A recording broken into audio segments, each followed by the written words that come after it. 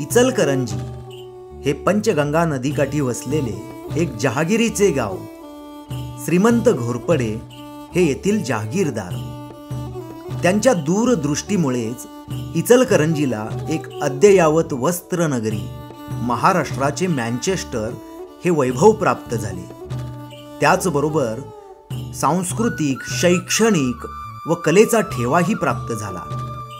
त्यापैकीच एक शतकोत्तरी सुवर्ण महोत्सवी वाटचाल करणारा ठेवा म्हणजेच आपटे वाचन मंदिर होय. श्रीमंत गोविंदराव आबासाहेब यांच्या प्रेरणेने सन 1870 मध्ये जनरल नेटिव्ह लायब्ररी या नावाने येथे वाचनालय सुरू झाले. सुरुवातीस हे वाचनालय मखदूम पीर दर्ग्याच्या नगारखान्यात भरत असे. इचलकरंजीतील पुरोगामी विचाराचे एक वाचनप्रेमी वकील रामभाऊ आपटे यांनी या वाचनालयास स्वतःची जागा देऊन इमारत बांधण्यास सुरुवात केली. पण दुर्दैवाने त्यांच्या हयातीत ती इमारत पूर्ण होऊ शकली नाही. श्रीमंत नारायणराव बाबासाहेब घोरपडे यांनी ही इमारत पूर्ण केली आणि 1910 साली या वाचनालयाचे नामकरण आपटे वाचन मंदिर असे करण्यात आले. हीच ती आपटे वाचन मंदिराची पूर्वीची इमारत. खाली पोस्ट ऑफिस, उत्तरेस जिन्याखाली पुस्तकांचा देवघेव विभाग आणि दुसऱ्या मजल्यावर प्रशस्त हॉल अशी ही इमारत होती. सुरुवातीस जहागीरदारांनी नियुक्त केलेले संचालक मंडळ या ग्रंथालयाचे कामकाज पाहत असे. देशाच्या स्वातंत्र्यानंतर 1953 साली सार्वजनिक विश्वस्त कायद्याखाली वाचनालयाची नोंदणी करण्यात आली आणि नवे संचालक मंडळ कार्यरत झाले. 1970 साली ग्रंथालयाचा शतक महोत्सव संपन्न झाला. औपचारिक समारंभाऐवजी वसंत व्याख्यानमालेची सुरुवात करून ग्रंथालयाने औचित्य साधले.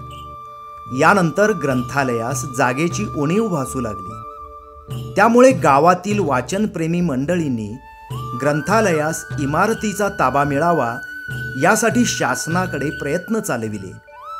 त्यास यश येऊन जुन्या इमारतीसह संपूर्ण जागा ग्रंथालयास मिळाली.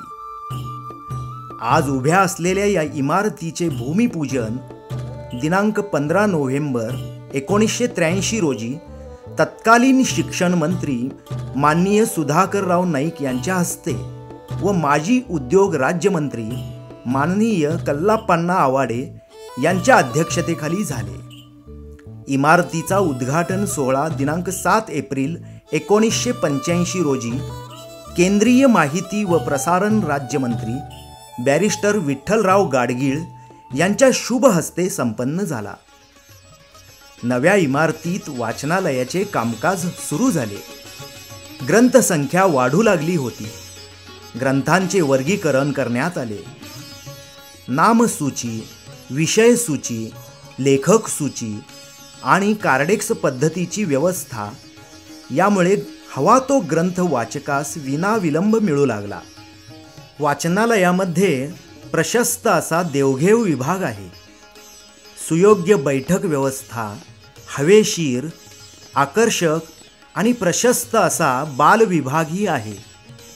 नियतकालिका विभाग, इंग्रजी हिंदी विभाग, संदर्भ ग्रंथ विभाग, मुक्तद्वार वृत्तपत्र विभाग, कलादालन आणि अलीकडेच सुरू करण्यात आलेला स्पर्धा परीक्षा विभाग इत्यादी विभागातून विद्यार्थ्यांपासून आबालवृद्धांपर्यंत प्रत्येकाची वाचन क्षुधा भागविणारी ग्रंथसंपदा इथे आहे.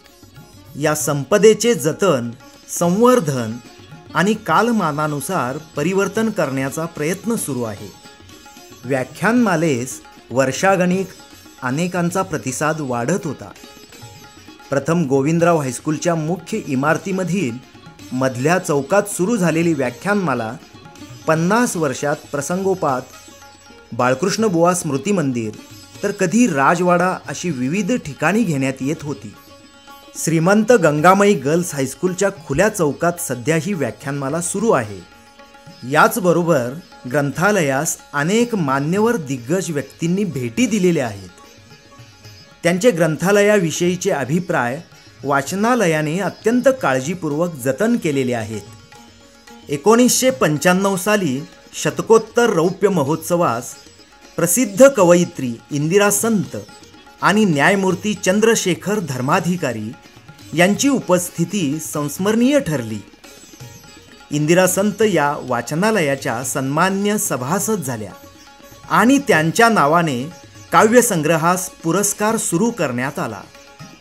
हळूहळू इतर साहित्य कृतींसाठी गावातील रसिक वाचकांनी प्रायोजकत्व दिल्याने ग्रंथालयाचा साहित्य कृती पुरस्कार सोहळा मराठी साहित्य जगतात नावारूपास आला. ग्रंथालयाच्या अनेक उपक्रमांनी शहराच्या सांस्कृतिक विभागात भर घातली आहे. व्याख्यानमालेबरोबरच कथाकथन स्पर्धा, वक्तृत्व स्पर्धा, आदर्श शिक्षक पुरस्कार, वाचन संस्कार शिबिर आणि सरत्या वर्षाला निरोप द्यावयाचा हलका फुलका कार्यक्रम रसिक वाचकांसाठी आनंदाची पर्वणी ठरते.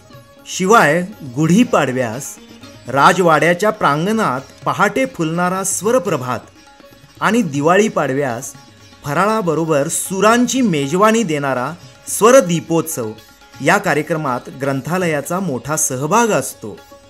ग्रंथालयाकडे स्थानिक कलाकारांची रेखाचित्रे, जुनी अनेक तैलचित्रे व जलरंगातील चित्रे होती. या चित्रांची मांडणी स्वतंत्र कक्षात करून उभारलेल्या कलादालनाचा शुभारंभ डॉक्टर प्रकाश आमटे व डॉक्टर मंदाकिनी आमटे यांच्या उपस्थितीत झाला. ग्रंथालयास सभागृहाची उणीव होती. जमनालाल बजाज फाउंडेशनच्या सहकार्याने ग्रंथालयाच्या 3ऱ्या मजल्यावर बजाज सभागृह उभे राहिले. याच्या उभारणीसाठी गावातील अनेक उदार धनिकांनी आपला सहभाग नोंदविला. 1 मे 2017 रोजी बजाज ॲटो लिमिटेडचे ॲडवायझर पी त्रिपाठी यांच्या अध्यक्षतेखाली आणि माननीय कल्लाप्पण्णा आवाडे यांच्या शुभ हस्ते या सभागृहाचा उद्घाटन सोहळा मोठ्या उत्साहात संपन्न झाला. ग्रंथालयाचा शतकोत्तर सुवर्ण महोत्सव सोहळा संपन्न होताना इचलकरंजी नगरीच्या विकासाचा सांस्कृतिक सहप्रवासी ही बिरुदावली वागवणाऱ्या आपटे वाचन मंदिरास कृतकृत्य वाटते. ग्रंथालयाची ही सेवा यापुढेही अखंडपणे चालू राहावी आणि तरुण पिढीसाठी हे ज्ञान मंदिर अविरत कार्यरत राहावे हीच अपेक्षा.